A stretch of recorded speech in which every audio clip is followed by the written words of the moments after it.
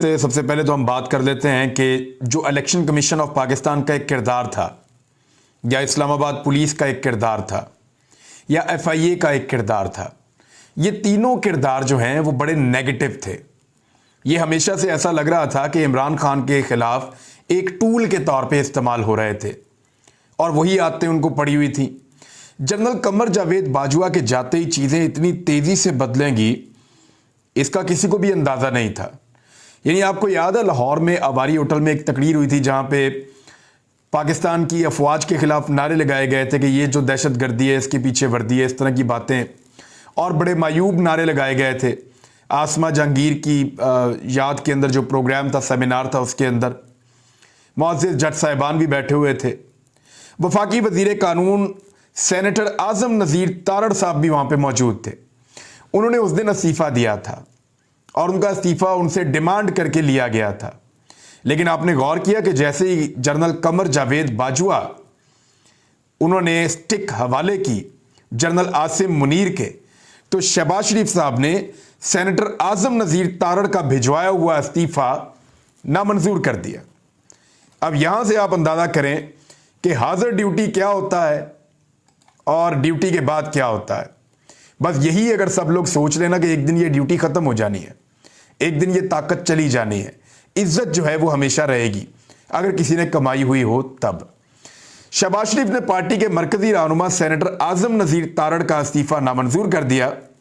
वज़ीर आज़म शहबाज शरीफ का पैगाम लेकर वफाकी वुज़रा के वफ़द की इस्लामाबाद में सेनेटर आज़म नज़ीर तारड़ की रिहाइशगाह पर आमद।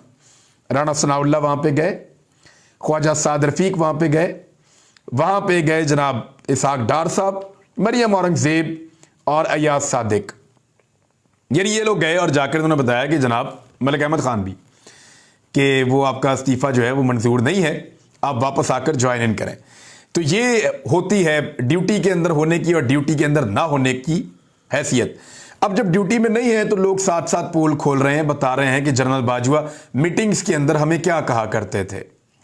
आपको याद होगा, आज से 13 महीने, 13.5 या 14 महीने पहले मैंने एक प्रोग्राम किया था और उस प्रोग्राम के ऊपर मैंने बाकायदा बताया था DGISI की तैनाती, बल्कि इसका लिंक आप ये देख लें, उसका थंबनेल भी आपको नज़र आ रहा है, आप इसको सुन सकते हैं प्रोग्राम को।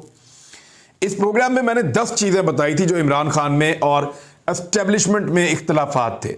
अब वो पोल खुलना शुरू हुए हैं। जब मैंने ये वीलॉग किया था तो मुझे बाकायदा एस्टेब्लिशमेंट से टेलीफोन आए, मुझे धमकाया गया, मुझे ये कहा गया गुज़िश्ता साल कि आप रियासत के साथ हैं या आप किसी और के साथ खड़े हैं। तो मैंने उन्हें कहा कि जी आप सब में से जो भी रियासत के साथ खड़ा होगा मैं उसके साथ खड़ा हो जाऊंगा, और मेरी रियासत के साथ कौन खड़ा है उसका अंदाज़ा मुझे फ़ौरन हो जाएगा। तो ये मेरा जवाब था। बहरहाल बड़ी अजीब तरीके से बात की गई और मुझे जहाँ तक याद है ये रबीउल अव्वल का महीना था जब ये बात हुई थी मेरी, और मैंने ये वीलॉग भी रबीउल अव्वल का महीना था जब किया था। तो उस वक्त मैंने 10 चीज़ें बताई थी कि जो इख्तलाफात इमरान खान साहब के और एस्टेब्लिशमेंट के पैदा हो चुके हैं, और मैंने ये बताया था कि इमरान खान साहब काबू नहीं आ रहे, वो अपने फैसले खुद करना चाह रहे हैं और वो किसी के इशारों पर नाचने के लिए तैयार नहीं है, वो एक कठपुतली की तरह वज़ीर आज़म बनने के लिए तैयार नहीं है। उसमें जो बड़ी बड़ी चीज़ें थी ना, एक तो अब लोग बता रहे हैं कि जनरल बाजवा जो है वो अमेरिकन के साथ बहुत ज़्यादा राब्ते में रहते थे। अमरीकी जो पॉलिटिकल लोग थे, जो उनकी एडमिनिस्ट्रेशन के अंदर पॉलिटिकल उनके लोग थे, वो आर्मी चीफ के साथ राब्ते में रहते थे, वज़ीर आज़म के साथ राब्ते में कम रहते थे। ये बड़ी ख़तरनाक चीज़ थी और जनरल कमर जावेद बाजवा साहब उनको चीज़ें बताया करते थे, उनसे चीज़ें पूछा करते थे, और ये बात वो कई मरतबा सहाफ़ियों को कह भी चुके थे। इसके अलावा इसराइल को तस्लीम करने के फ़वाइद वो गिनवाया करते थे, ये भी दावा किया गया। दावा क्या किया गया मैं अच्छी तरह जानता हूँ। बहुत सारे लोग उन दिनों में इसराइल को तस्लीम करने के लिए बातें कर रहे थे। हमारे एक दोस्त हैं, वो इतने जज्बाती हो गए, वो इसराइल के टीवी पे जाके ही बैठ गए, लोगों ने उनकी बैंड बजा दी पकड़ के सोशल मीडिया पे। एक और दोस्त है, उनका मुझे फ़ोन आया, उन्होंने कहा यार मेरे पे दबाव डाला जा रहा है, मेरे से 1-on-1 मुलाकात हुई है, अब मेरे से एक्सपेक्ट कर रहे हैं कि मैं इसराइल के बारे में कोई राह हमवार करूंगा, कोई थोड़ा सा अपने प्रोग्राम में इसके ऊपर बात करूंगा। तो मैंने तो उसको मना किया, मैंने कहा भाई इस तरफ बिल्कुल मत जाना, ये रेड लाइन है पाकिस्तान की। जब तक फ़लस्तीनियों को उनका हक नहीं मिलता तब तक इसराइल के मामले के ऊपर पाकिस्तान अपने मौक़िफ़ से पीछे नहीं हट सकता। یہ رسک آپ کیوں لیتے ہیں؟ جس نے آپ کو کہا ہے نا بلوا کے اکیلے مل کر، اس کو بولو وہ خود اناؤنس کر دے. اور یہ اناؤنسمنٹ کروانے کے لیے بہت پر تولے ہیں کہ اسرائیل میں زراعت بہت اچھی ہے، یہ بہت اچھا ہے، وہ بہت اچھا ہے، تو اسرائیل کے ساتھ آپ کام کریں. وہ کئی دفعہ وہ چاہتے تھے، لیکن عمران خان صاحب کی ایک رائے پہ پانی پھیر دیتے تھے اور وہ یہ کہتے تھے کہ میں اپنے اللہ کو کیا جواب دوں گا.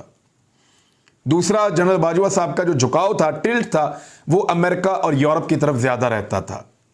یعنی یہ بات تو انہوں نے میرے سامنے بھی کی ہے، بہت سارے اور لوگ بیٹھے تھے، انہوں نے کہا کہ میں نے امریکنز کو یہ بات سمجھائی کہ چائنیز کی تو ہمیں زبان بھی نہیں آتی، ہم تو ان کا کلچر بھی نہیں جانتے، کپڑے ہم آپ کی طرح پہنتے ہیں، زبان ہم آپ کی جانتے ہیں، پڑھنے اور گھومنے کے لیے ہم آپ کے ملک میں آنا چاہتے ہیں، تو ہمیں مغربی ممالک یا امریکہ اپنے آپ سے دور نہ کرے اور ہمارے ساتھ ایسا رویہ رکھے کہ ہم چائنا کی طرف نہ جائیں. یعنی وہ ان کو آپشنز کی بات کر رہے تھے کہ آپ اگر زیادہ اچھا اور بہتر رویہ ہمارے ساتھ رکھیں تو ہمیں کیا ضرورت ہے چائنا کی طرف جانے کی. حالانکہ پاکستان کی یہ پالیسی بن چکی تھی کہ پاکستان پوری دنیا کے ساتھ تعلقات رکھے گا، ملٹی ڈائمنشنز میں جائے گا، رشیا کے ساتھ بھی، چائنا کے ساتھ بھی، باقی ملکوں کے ساتھ بھی.